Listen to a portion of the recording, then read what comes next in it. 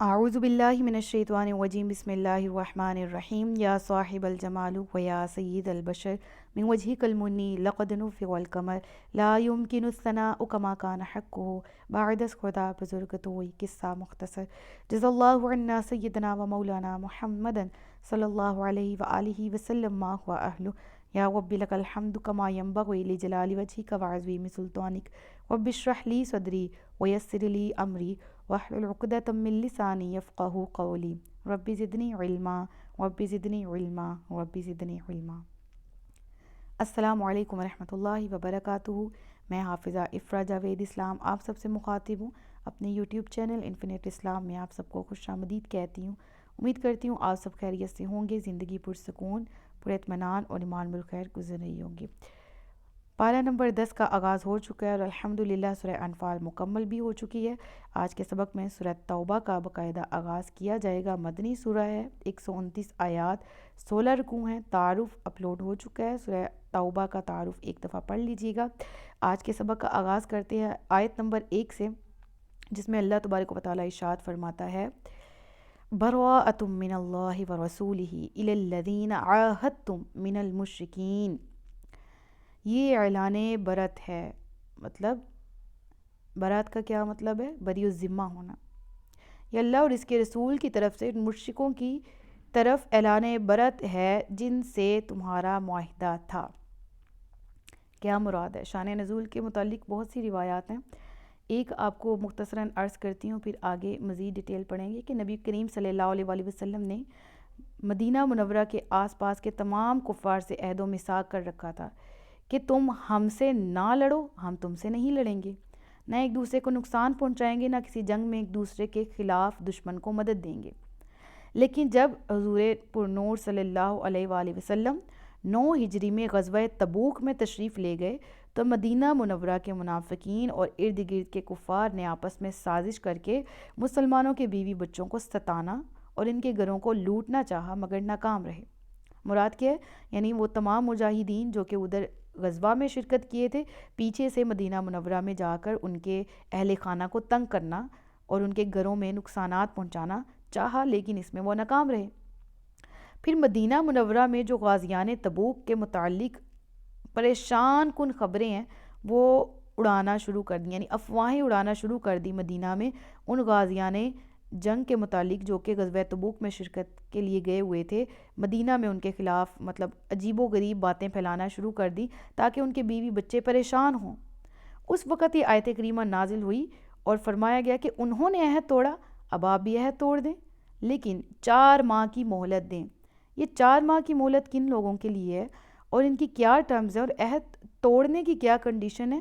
پورے رکوع میں اسی کی ڈیٹیل ہے، لہٰذا پورے رکوع کو بہت دھیان سے پڑھیے گا اور سمجھیے گا۔ تو اگلی آیت بھی ساتھ ہی پڑھ لیتے ہیں، پھر انشاءاللہ میں آپ کے سامنے تفسیر بیان کرتی ہوں۔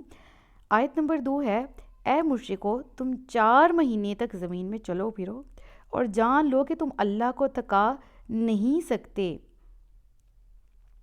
اور یہ کہ اللہ کافروں کو ذلیل اور رسوا کرنے والا ہے۔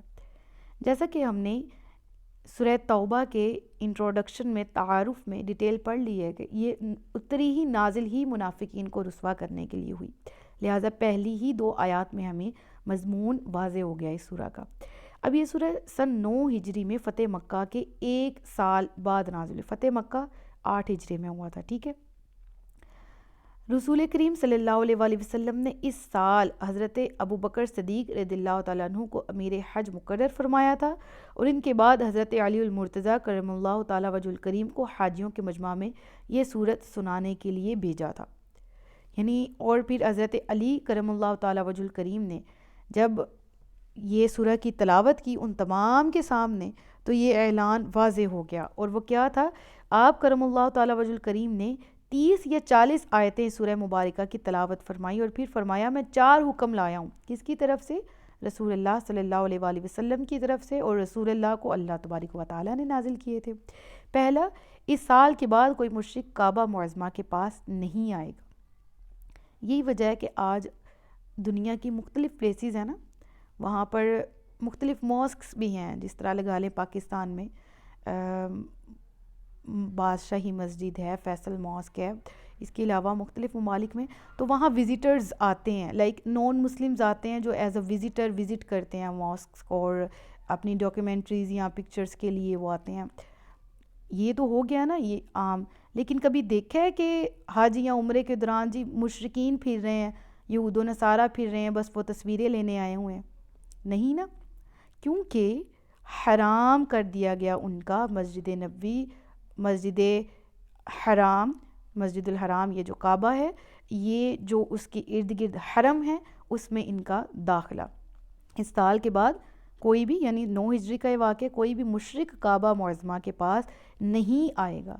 کوئی شخص برہنہ ہو کر کعبہ معظمہ کا طواف نہیں کرے گا، جو کہ ہم نے سورہ انفال میں پڑھا کہ زمانہ جاہلیت میں لوگ یہ کرتے تھے اور اس کو بہت ہی زیادہ ایک قرب کا ذریعہ سمجھتے تھے، جو کہ جس سے منع کیا گیا. جنت میں مومن کے سوا کوئی داخل نہ ہوگا، یعنی عام اعلان کر دیا گیا کہ تمہارے پاس جتنے مرضی نیک اعمال ہوں، جس کو تم سمجھ رہے ہو چیریٹی کے نام پہ، صدقے کے نام پہ، حقوق العباد کے نام پہ کہ میں یہ کر لوں گا تو میں جنتی ہوں، جب تک ایمان نہیں ہے، کلمہ نہیں ہے، جس رب کا نام ہی نہیں لینا، جس رب کے محبوب کو نہیں ماننا آخری نبی، جس رب کی کتاب کو نہیں ماننا، تو پھر قیامت کے دن اس رب سے کیا اجر ملے گا؟ جب ذات کا ہی انکار کیا تو پھر انعامات کس طرح مل سکتے ہیں اسی ذات سے؟ تو یہ عام اعلان کر دیا گیا کہ جنت میں مومن کے سوا کوئی داخل. اب یہاں پر مومن کی ڈیفینیشن بھی ذرا پڑھ لیجیے گا، جو کہ قرآن کریم کو پڑھتا ہے، سمجھتا ہے اور اپنی زندگی بھی اس کے مطابق گزارتا ہے. ٹھیک ہے، آگے پوائنٹ نمبر 4 دیکھیے گا. جس کا رسول کریم صلی اللہ علیہ وسلم کے ساتھ عہد ہے، وہ عہد اپنی مدت تک رہے گا. جس کی مدت معین نہیں ہے، اس کی میعاد 4 ماہ پر ختم ہو جائے گی. یعنی کیا کہا گیا مشرکین سے کہ تمہارا رسول اللہ کے ساتھ جس کا عہد ہے نا، جس کا عہد مقرر ہے، وہ رہے گا اور اپنی مقررہ مدت تک رہے گا. جس کا نہیں ہے اس کا ہم توڑ دیں گے اور مہلت دیتے ہیں 4 ماہ کی. 4 ماہ بعد وہ مدت بھی تمام ہو جائے گی.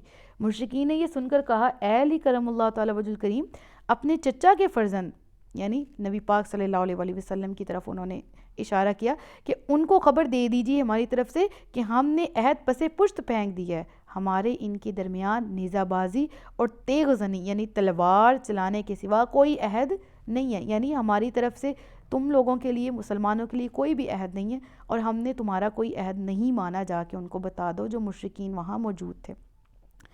اب یہاں پر اگلی آیت، اب وہ 2 آیات کا مفہوم واضح ہو گیا ہے نا، 4 مہینوں کا، آیت نمبر 2 کا. اب آگے ذرا پڑھتے ہیں. وَأَذَانٌ مِّنَ اللَّهِ وَرَسُولِهِ إِلَى النَّاسِ يَوْمَ الْحَجِّ الْأَكْبَرِ أَنَّ اللَّهَ بَرِيءٌ مِّنَ الْمُشْرِكِينَ وَرَسُولُهُ. اب کیا ارشاد ہے؟ اور یہ اللہ اور اس کے رسول کی طرف سے تمام لوگوں کی طرف بڑے حج کے دن اعلان ہے کہ اللہ مشرکوں سے بری ہے اور اس کا رسول بھی. تو اگر تم توبہ کرو تو تمہارے لیے بہتر ہے، اور اگر تم منہ پھیرو تو جان لو کہ تم اللہ کو تھکا نہیں سکتے، اور کافروں کو دردناک عذاب کی خوشخبری سناؤ. اب یہاں پر جو غور طلب لفظ ہے وہ ہے یوم الحج الاکبر، حج اکبر کے دن. حج اکبر کیا ہے اس کے بارے میں بہت سی روایات ہیں. ایک جو میں نے نوٹس میں ایڈ کر دی کہ جو یوم ہے، یوم یہاں پر ہے نا الی الناس یوم، اس سے مراد عرفہ کا دن ہے، کیونکہ وقوف عرفہ حج کے ارکان میں سے ایک رکن اعظم ہے. اور یہ حج کی جو ڈیٹیل ہے وہ سورہ بقرہ میں ہم پڑھ کے آ چکے ہیں، مناسک حج کے بارے میں بھی. ٹھیک ہے، بعض علماء کے نزدیک اس سے مراد یوم النحر ہے، یعنی قربانی کا دن، کیونکہ حج سے جو حج کے زیادہ تر افعال ہیں جیسے طواف، قربانی، سر منڈوانا اور رمی وغیرہ اسی دن ہوتے ہیں. اس حج کو حج اکبر اس لیے فرمایا گیا کہ اس زمانہ میں عمرہ کو حج اصغر کہا جاتا تھا. پہلا پوائنٹ کیا کہ عمرہ کو حج اصغر کہا جاتا تھا اور حج کو حج اکبر کہا جاتا تھا. اور ایک روایت کے مطابق جس سال حضور انور صلی اللہ علیہ وسلم نے حج کیا تھا اس حج کو حج اکبر کہا گیا تھا. ٹھیک ہے، اور کچھ میں جو مزید روایات ہیں وہ بھی میں نے نوٹس میں ایڈ کی تھی، وہ بھی آپ کے سامنے پیش کر دیتی ہوں کہ احادیث اور آثار صحابہ میں مختلف دنوں کو حج اکبر کہا گیا ہے، جبکہ عوام میں یہ مشہور ہے کہ جب یوم عرفہ اور جمعہ کا دن ہو تو وہ حج اکبر ہوتا ہے. اور یقین کریں علم آ جانے سے پہلے میں بھی یہی سمجھتی تھی کہ جمعہ کے دن حج آ جائے، یعنی حج کا دن بھی اور جمعہ کا دن بھی ہو تو وہ حج اکبر کہلاتا ہے. بس اتنی سی ڈیفینیشن تھی میرے پاس بھی، ٹھیک ہے۔ اس کے ثبوت میں اگرچہ کوئی صریح حدیث موجود نہیں، تاہم یہ کہنا غلط بھی نہیں، کیونکہ بکثرت روایات میں اس دن کا حج اکبر ہونا ثابت بھی ہے۔ یعنی فردر کوئی حدیث تو نہیں ملتی اس میں، لیکن جو کہہ رہا ہے تو اس کو بھی غلط نہ کہا جائے، ٹھیک ہے۔ اب یہاں پر ملا علی قوری رحمۃ اللہ تعالی علیہ نے اس دن کے حج اکبر ہونے کے ثبوت میں ایک کتاب لکھی، ٹھیک ہے، ایک رسالہ چھوٹا سا لکھا، اور تفسیر کی کتابوں میں بھی حج اکبر سے متعلق امام ابن سعین رحمۃ اللہ تعالی علیہ ایک قول سے، ان سے بھی ایک قول منقول ہے کہ حج اکبر وہ حج ہے کہ جو اس دن کے موافق ہو جس دن رسول اکرم صلی اللہ علیہ وآلہ وسلم اور تمام اعراب نے حج کیا تھا، ٹھیک ہے۔ اور باقی نیچے میں نے ریفرنسز بھی ایڈ کر دی ہیں، اور یہاں پر جو لاسٹ ہے تفسیر خازن سے ایڈ کیا گیا ہے، جو حج تازار رسالت صلی اللہ علیہ وآلہ وسلم کے حج کے موافق ہو اور اسے حج اکبر کہا گیا، اور یہ دن جمعہ کا دن تھا، یعنی وہ دن جمعہ کا دن تھا اور رسول پاک نے اس سال حج کیا تھا، اس لیے اسے حج اکبر کہا جاتا ہے، ٹھیک ہے۔ اب اگر آگے ڈیٹیل پڑھیں تو پڑھتے ہیں کہ فرمایا گیا کہ اگر وہ توبہ کر لیں تو تمہارے لیے بہتر ہے، اگر تم منہ پھیرو تو جان لو کہ اللہ کو ٹکا نہیں سکتے، اور کافروں کو دردناک عذاب کی خوشخبری سنا دو۔ یعنی یہاں پر اب جو آگے اگلی آیت ہے اس میں ڈیٹیل ہے، تو یہ آیت بھی ساتھ ہی ایکسپلین ہو جائے گی۔ اِلَّا الَّذِينَ، مگر وہ مشرکین جو اِلَّا الَّذِينَ عَاهَدتُم مِّنَ الْمُشْرِكِينَ ثُمَّ لَمْ يَنْقُصُوكُمْ شَيْئًا وَلَمْ يُظَاهِرُوا عَلَيْكُمْ أَحَدًا فَأَتِمُّوا إِلَيْهِمْ عَهْدَهُمْ إِلَى مُدَّتِهِمْ ان اللہ یحب المتقین، جن سے تمہارا معاہدہ، وہ مشرکین جن سے تمہارا معاہدہ تھا، پھر انہوں نے تمہارے معاہدے میں کوئی کمی نہیں کی اور تمہارے مقابلے میں کسی کی مدد نہیں کی، تو ان کا معاہدہ ان کی مقررہ مدت تک پورا کرو، بے شک اللہ پرہیزگاروں سے محبت فرماتا ہے۔ یہ لوگ جو ہیں وہ بنی زمرہ اور بنی کنانہ قبیلے سے تھے، ٹھیک ہے، اور ان سے کیا تھا کہ انہوں نے اپنا عہد نہیں توڑا تھا۔ ہم نے سورہ کی ابتدا میں پڑھا تھا کہ اللہ تبارک و تعالیٰ نے یہ سورہ نازل کی، اور اس کی ابتدا میں بسم اللہ الرحمن الرحیم اس لیے نازل نہیں ہوئی کیونکہ اس میں تو ایک یہ حکم دیا گیا کہ مشرکین سے عہد کیے گئے ان کو توڑ دو، تو دل میں ایک وسوسہ پیدا ہوا یہ کہ اچھا یہ کفار سے، مشرکین سے امان اٹھا دینے کے لیے سورہ نازل ہوئی، تو مسلمان زیادتی نہیں کریں گے اگر خود عہد توڑے ہیں، ٹھیک ہے نا، یہ وسوسہ دل میں پیدا ہو جاتا ہے تفسیر سننے کے دوران۔ اس کا جواب یہاں پر ہے کہ وہ مشرکین جنہوں نے اپنے عہد کی پاسداری کی، اپنا عہد نہیں توڑا، تو تم بھی ان کا عہد پورا کرو۔ سمجھ میں آ رہی ہے بات؟ تو یہ اس دو قبیلہ کے لوگ تھے، اور بعض روایت میں آتا ہے یہ دونوں ایک ہی قبیلہ کے مختلف گروہوں کا نام تھا۔ بہرحال یہ کچھ لوگ تھے جنہوں نے عہد نہیں توڑا تھا، تو ان کا باقیوں کو مہلت کتنی تھی؟ 4 ماہ کی، ان کو جب تک ان کا عہد پورا نہیں ہونا تھا، یعنی مزید 9 ماہ تک ان کے ساتھ ایک مقررہ مدت طے تھی، ٹھیک ہے، تو ان کے ساتھ وہ عہد باقی بھی رکھا گیا، ٹھیک ہے۔ تو حکم ہوا کہ ان کا معاہدہ ان کی مقررہ مدت تک پورا کرو، بے شک اللہ پرہیزگاروں سے محبت فرماتا ہے، یعنی ظلم اور زیادتی اللہ تبارک و تعالیٰ کو پسند نہیں ہے۔ اور قربان جاؤں سبحان اللہ ایسے دین پر جو کہ مسلمانوں کو تلقین یہ کر رہا ہے کہ کفار کے معاہدوں کو بھی نہ توڑو، ان سے بھی جو معاہدہ کیا ہوا ہے اس کی پاسداری کرو، ماں سوائے اس کے کہ ان کی طرف سے کوئی عہد شکنی کی علامات ظاہر نہ ہوں۔ تو ہمارا دین یہ کہہ رہا ہے کہ کافروں کے ساتھ بھی اس طرح کا سلوک نہ کرو، پرہیزگاری اختیار کرو، مرد مومن بن کر رہو، معاہدہ ہوتا ہے جس کے ساتھ بھی کیا ہے وہ پورا کرو، اور ہم مسلمانوں سے کیے ہوئے عہدوں کو پس پشت ڈال دیتے ہیں، مسلمانوں کے ساتھ ہی ہمارا رویہ برا ہے۔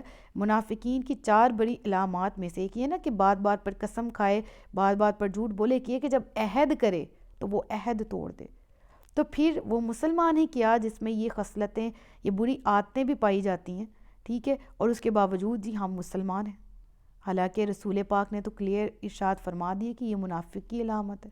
پھر یہ منافق کون سا ہوگا؟ منافق بالعمل ہوگا، کیونکہ منافق بالعقیدہ تو الحمدللہ مسلمان نہیں ہے، کیونکہ عقیدہ تو یہی ہے اللہ ایک ہے اور اللہ کے رسول محمد صلی اللہ علیہ وآلہ وسلم آخری رسول ہے، تو منافق فی العمل ضرور ہو سکتا ہے، تو اس سے بھی بچا جائے، یہ بھی جہنم کی طرف لے جانے والا عمل ہے کہ زبان پر اور ہوں اور دل میں اور ہوں۔ پھر ارشاد ہوا آیت نمبر 5 میں، پھر جب حرمت والے مہینے گزر جائیں تو مشرکوں کو مارو جہاں تم انہیں پاؤ، اور انہیں پکڑ لو اور قید کر لو، اور ہر جگہ ان کی طاق میں بیٹھو، اب یہاں پر بات ذرا سن لیں کہ حرمت والے مہینے، اب اس سے مراد مختلف تفاسیر میں لکھا ہے، اس سے مراد وہی مسلمانوں کے حرمت والے مہینے کون سے ہیں، ذرا رپیٹ کریں میرے ساتھ ساتھ، ہم نے پڑھا ہوا ہے اور مجھے امید ہے آپ کو علم بھی ہوگا کون کون سے ہیں، ریممبر، یاد کریں، دہرائیں، شاباش۔ ایک ہو گیا ذی القعدہ، ذی الحج، محرم اور رجب۔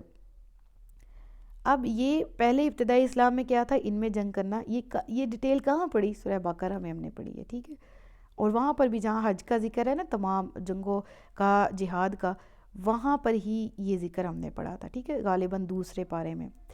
تو ریپیٹ، یہ والے کون سے تھے، ابتدائی اسلام میں ان میں جنگ منع تھی، لیکن اس کے بعد وہ آیت منسوخ ہو گئی، کہا گیا کہ اگر وہ جنگ کرتے ہیں مسلط تو پھر تم بھی جنگ کر لو، مہینہ نہ دیکھو کون سا ہے۔ اب یہاں پر وہ والے مہینے مراد نہیں ہیں، یہاں امت والے مہینوں سے مراد ان کفار کی امان کے مہینے ہیں جو مسلسل 4 تھے، جو کہ ہم نے گزشتہ آیت میں پڑھ لیا، لہٰذا یہ آیت منسوخ نہیں ہے۔ اور جن مہینوں میں جنگ ابتدائی اسلام میں حرام تھی وہ رجب، ذی القعدہ، ذی الحج اور محرم ہے، ٹھیک ہے، یہ یہاں نوٹس میں بھی۔ اب ان میں جہاد جائز ہے، چونکہ اچھا مجھے چاہیے تھا کہ میں ان نوٹس کو آپ سے ہائیڈ کر کے پھر آپ سے سنتی، لیکن چلیں کوئی بات نہیں، آپ کو آتا ہی ہوگا، مجھے حسن گمان ہے آپ سے، ٹھیک ہے، چونکہ یہاں مذکور معاہدے کی تکمیل والے 4 مہینوں میں ان کفار سے جنگ حرام تھی، اس لیے انہیں اشہر الحرام کہا گیا ہے، یعنی انہیں فَإِذَنْ سَالَ أَخَلْ أَشْهُرُ الْحُرُومَ حرموں، تو انہیں اشہر الحرم کیوں کہا گیا، کیونکہ وہ 4 مہینے جو حرمت کے ان کو مہلت کے دیے گئے تھے، اس لیے انہیں حرمت کے مہینے کہا گیا۔ کلیئر ہے اتنا، ٹھیک ہے، امید ہے کوئی کنفیوژن باقی نہیں رہے گی۔ پھر کہا، پھر اگر وہ توبہ کریں اور نماز قائم کریں اور زکوٰۃ دیں تو ان کا راستہ چھوڑ دو، بے شک اللہ بخشنے والا مہربان ہے۔ اور اگر کوئی مشرک تم سے پناہ مانگے تو اسے پناہ دو حتیٰ کہ وہ اللہ کا کلام سنے، پھر اسے امن کی جگہ پہنچا دو۔ ذالک بأنہم قوم لا یعلمون، ذالک یہ، بأنہم بسبب اس کے کہ وہ قوم تھے، لا نہیں یعلمون جو جانتے، ٹھیک ہے، یہ ترجمہ غلطی سے مسٹیکنلی ہائیڈ ہو گیا نیچے سے۔ اب اس کی ذرا تفسیر پڑھ لیتے ہیں کہ نبی پاک صلی اللہ علیہ وآلہ وسلم سے فرمایا گیا، اگر کوئی مشرک مہلت کے مہینے گزرنے کے بعد آپ سے پناہ مانگے تاکہ آپ سے توحید کے مسائل اور قرآن پاک سنیں جس کی آپ دعوت دیتے ہیں، تو اسے پناہ دے دیں حتیٰ کہ وہ اللہ عز و جل کا کلام سنے اور اسے معلوم ہو جائے کہ ایمان قبول کرنے کی صورت میں اسے کیا ثواب ملے گا اور کفر پر قائم رہنے کی وجہ سے اس پر کیا عذاب نازل ہوگا، اور اگر ایمان نہ لائے تو پھر اسے اس کی امن کی جگہ پہنچا دیں۔